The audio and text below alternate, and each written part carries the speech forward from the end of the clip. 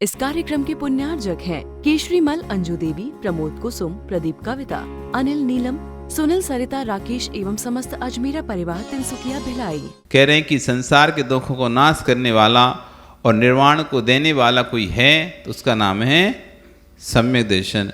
सम्यक त्वं परम रत्नम संकादिमल विवर्जितम संसार दुखे दारिद्रम नासेत सुविनिश्चितम।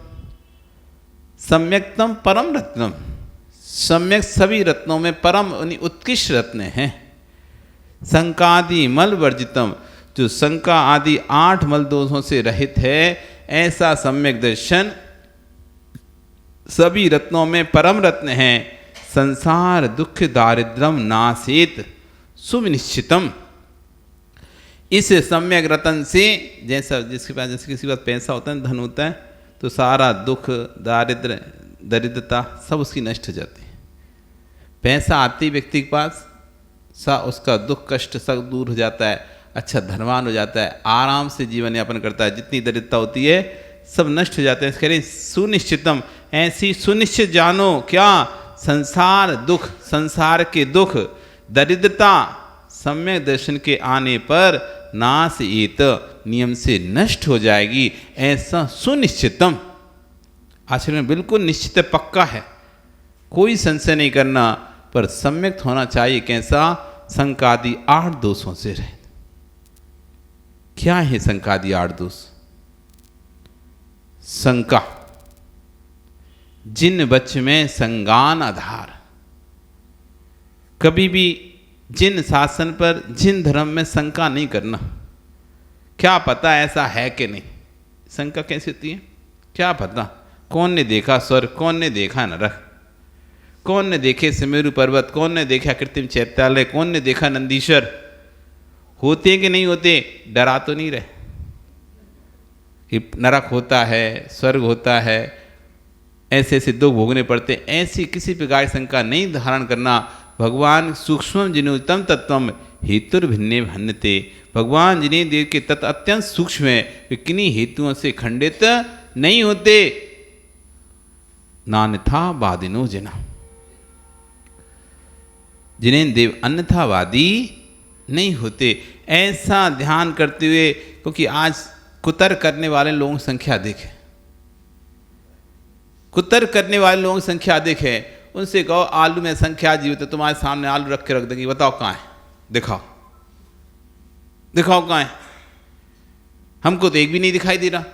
आप असंख्यात अनंत जीवों की बात कर रहे हैं, एक आलू में अनंत अनंत जीव हैं, हमको तो एक भी जीव नहीं दिखाई देता। अब दिखाओ कहाँ पे अरे जीव। अब सामने वाला कहीं कुतर कर सकता है, अब उसे तो प्रैक्टिकल देखना है, तो हर वस्तु प्रैक्टिकल नहीं हो सकती। कुछ वस्तुएं आगम प्रमाण होती हैं, तर्क से उनको प्रमाणित नहीं किया जा सकता, आप उन्हें दिखा नहीं सकते, वो आगम प्रमाण है। जमी कंद में अनंतानंत जीव होते हैं, ये आगम प्रमाण है। आगम कह रहा है कि जमी कंद के अंदर निगोदिया जीवों का आश्रय होता है। सारे जमी कंद पर निगोदिया जीव अपने उस जमी कंद के आश्रय से रहते हैं, अनंतानंत निगोदिया जीव जमी कंद के आश्रय से रहते हैं। इसलिए जमी कंद मत खाओ, इसमें अनंतानंत जीवों का घात होता है। ये आगम प्रमाण से हम बताएंगे। कोई के आगम, आगम किसने लिखा, आगम हमारे भगवान की वाणी है, हमारे भगवान की वाणी है। वो भगवान कभी अन्यथावादी नहीं होते।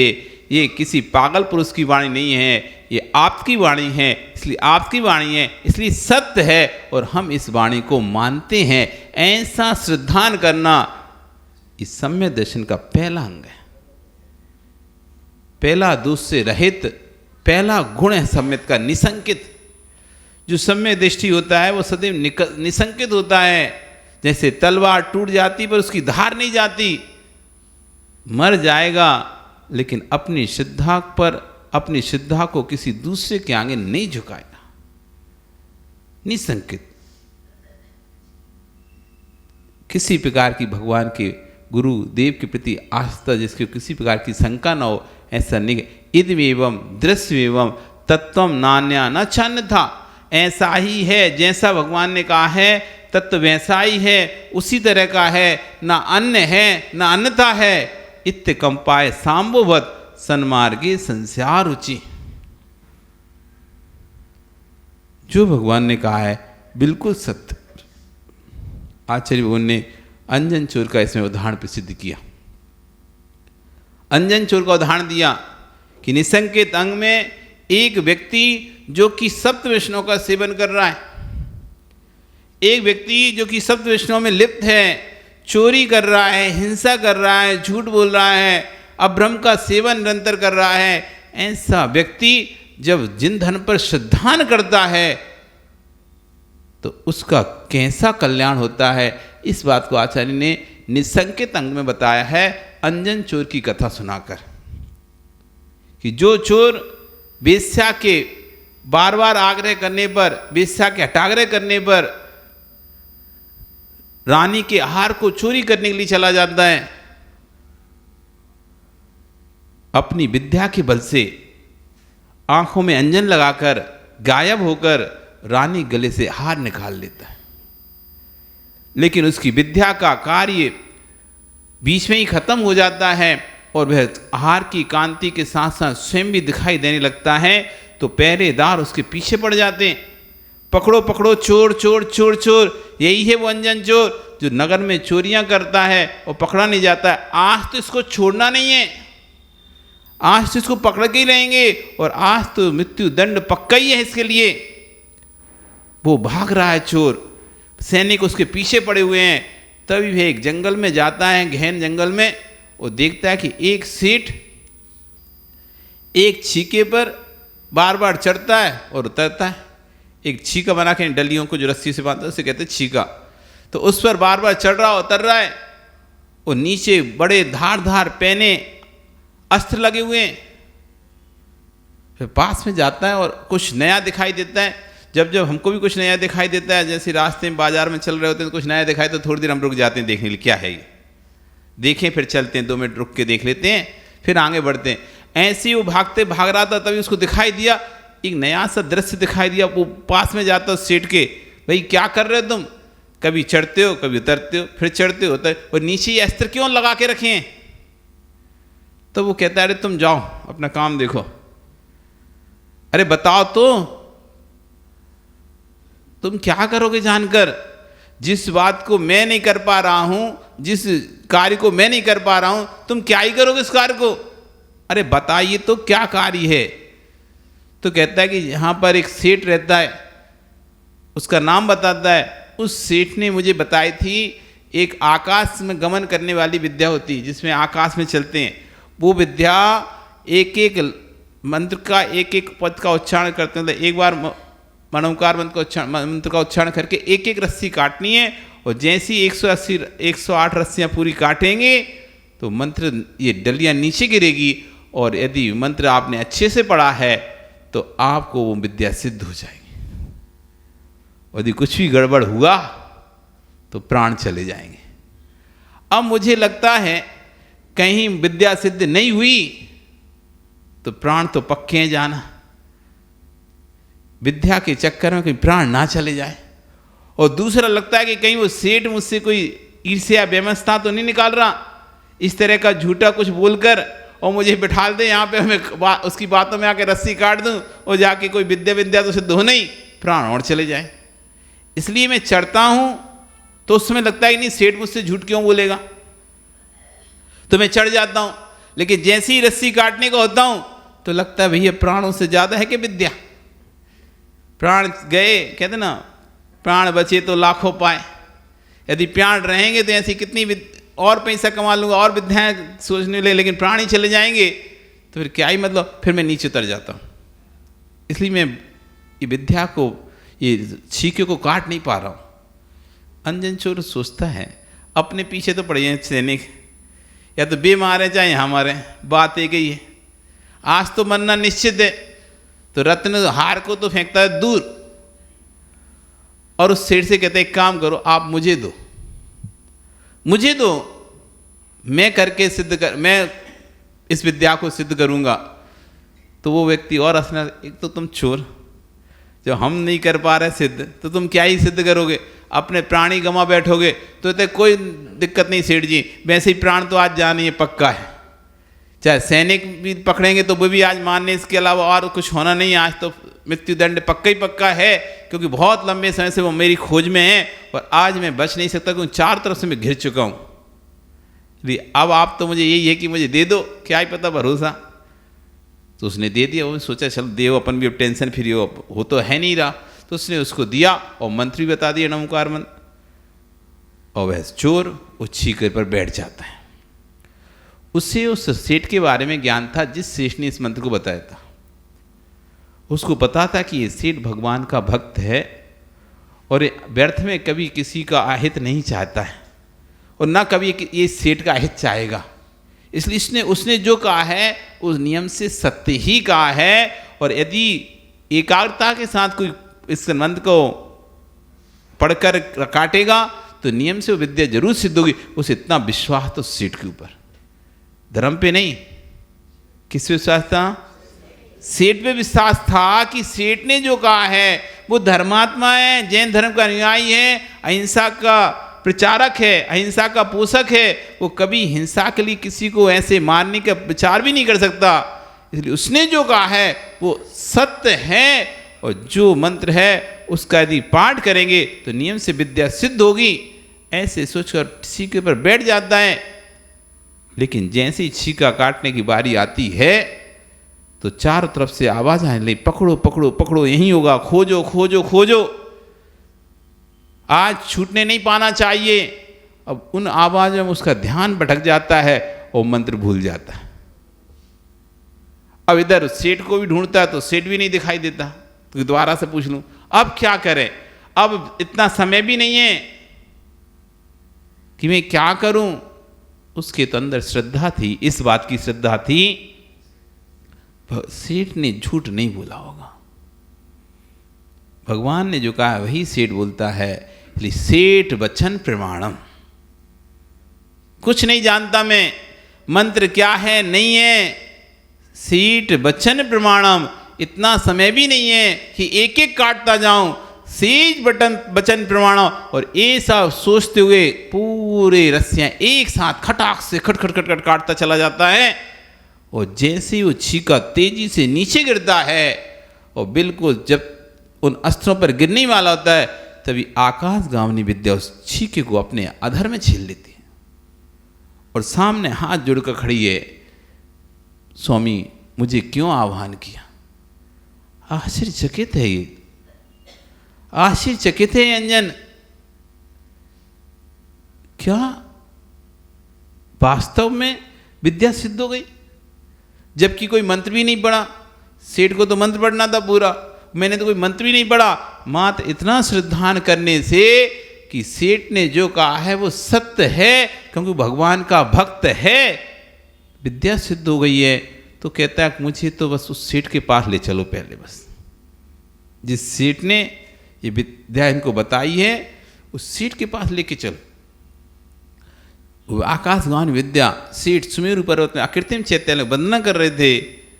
वहां पर पहुंचते हैं, सेठ जी को नमस्कार करता है। सेठ जी पूछते तुम कौन और कहाँ से आए? लग तो ऐसे नहीं रहा कोई विद्या सिद्ध करने वाले, विद्या तुम्हें सिद्ध कैसे हो गई? तो उसके सब आपकी कृपा से हुई है। मेरी कृपा से? उसने पूरा घटनाक्रम कह सुनाया।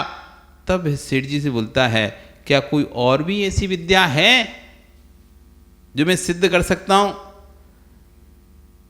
सेठ कहते हैं देखो तुमने जब इतनी सी एक मंत्र पर सिद्धांत करने से ये विद्या सिद्ध कर ली है, यदि पूर्ण रूप से तुम धर्म पर सिद्धांत कर लोगे तो तुम केवल ज्ञान विद्या को प्राप्त कर सकते हो। तो उसने कहा मैं बताओ मुझे कहाँ पे इस धर्म के बारे में कहाँ पे जानकारी मिलेगी? तब उन्होंने मुनिराज के पास उसको भेजा। मुनिराज ने उसे दीक्षा दी और उसने पूर्ण दीक्षा लेकर और श्रद्धान धर्म पर सिद्धांत करके इतनी तपस्या की, उसी भव में अंजन चोर केवल ज्ञान प्राप्त करके सिद्ध बन गया। अंजन बने निरंजन, अंजन हुआ निरंजन। किस पर, किस बल पर? एक श्रद्धा के बल पर, मात्र नमोकार के बल पर नहीं, नमोकार के पर नहीं, सिर्फ श्रद्धा के बल पर। नमोकार तो उसे आते ही समझ में नहीं है तो क्या लिखा है, कि उसको कोई लिखा तो था नहीं, सुना ही था, सुना सुना भूल गया। श्रद्धान इतना था कि सेठ ने जो कहा है वो असत्य नहीं होगा, वो सत्य है, इतना श्रद्धान है। ऐसी आपके अंदर श्रद्धान होना चाहिए। जो महाराज बता रहे हैं, जो भगवान की वाणी है, वो सत्य है। ऐसा जिस दिन को तुम्हारे अंदर श्रद्धान आ जाएगा, फिर तुमसे कहेंगे भैया रात्रि भोजन त्याग कर दो, इसमें नरक का द्वार है रात्रि भोजन। तो आपको लगेगा नहीं भैया, भगवान की वाणी झूठी नहीं हो सकती, मैं रात्रि भोजन सेवन नहीं करूंगा, त्याग करता हूं। तब समझना तुम्हारे अंदर अब आ रहा है सम्यक दर्शन। अभी आपको लगता है महाराज लोग तो ऐसे बोलते ही रहते हैं, ये त्याग करो, वो त्याग करो, वो त्याग, महाराजों का तो काम ही त्याग कराना है। क्या लगता है पन्नालाल जी, महाराजों क्या है, तो कहेंगे चलो साथ में, चलो साथ में, चलो साथ में, तो हम चले जाएंगे कैसे उनके कहने से? वही तो समय बताएगा, वो तो हम थोड़ी ना जाने वाले हैं। समय बताएगा तो हमें बहुत जीना है और बहुत रहना है। महाराज लगे रहते हैं कि समय का भरोसा नहीं है, समय का भरोसा नहीं है, कब चले जाओ, कब चले जाओ। महाराज को क्या पता, समय बताएगा मैं अभी 80 साल और जीऊंगा। अभी श्रद्धाएं नहीं है। ऐसा लगता है कि इनका तो काम है, इन्हें तो अपनी संख्या बढ़ानी है, इसलिए वो कहते रहते हैं, डराते रहते हैं। ये डराते नहीं है तुमको, सावधान कर रहे हैं आपको, आगम की वाणी को बता रहे हैं कि भगवान ने ऐसा कहा है, ग्रंथों में ऐसा लिखा है, इस तरह का ग्रंथों में वर्णन है। अब आप सोचो समझो और अपने कर्तव्य को निभाओ। आपने अपने कर्तव्य सारे कर दिए, अब मोक्ष पुरुषार्थ का जब कर्तव्य आता है, हम पीछे से रख रहे हैं, कायर बनकर भाग रहे हैं। धर्म पुरुषार्थ, अर्थ पुरुषार्थ, काम पुरुषार्थ में हम योद्धा बनकर, सूरवीर बनकर आगे आए थे, लेकिन अब जब समय आया है धर्म पुरुषार्थ का, तो कहते हैं हाँ काम नहीं करते, हाथ पैर साथ नहीं देते, पैर दर्द करते हैं, कमर दर्द करती हैं, खूब सारी गोलियां खानी पड़ती है, बीपी है, शुगर है, ये है, वो है, कितनी सारी बातें गिना देते हैं। ये सब कितना गिना देते हैं, देखा जाएगा, सोचा जाएगा, करेंगे, अभी तो समय है, अभी तो बहुत है।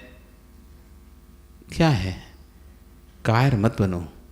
जैसे सूरवीर, 3 पुरुषार्थों में आप सूरवीर बनकर 3 पुरुषार्थों को आपने किया, ऐसे 4थे पुरुषार्थ का समय आ गया है। इस पुरुषार्थ में पीछे मत हटो। कोई यदि वीर है तो वही है जो मोक्ष पुरुषार्थ को साधता है। शरीर के बाहुबल वाला वीर नहीं है, शरीर के बाहुबल वाला वीर नहीं है। वीर वह है जिसने 5 इंद्रियों पर विजय प्राप्त की है। शरीर में शक्ति वाले को लोग वीर मानते हैं, ताकतवर मानते हैं। शरीर का शक्ति वाला भी स्त्री के चरणों में पड़ा रहता है। शरीर का शक्ति वाला भी कितना भी खली हो, बली हो, बलशाली हो, वे भी किसी के चरणों में पड़े हैं। पड़े कि नहीं पड़े? चाहे वे ब्रह्मा हो, विष्णु हो, महेश हो, कोई हो, वे सब किसी न किसी के चरणों में पड़े हैं। इस कार्यक्रम के पुण्यार्चक थे केशरीमल अंजू देवी, प्रमोद कुसुम, प्रदीप कविता, अनिल नीलम, सुनील सरिता, राकेश एवं समस्त अजमेरा परिवार तिनसुकिया भिलाई।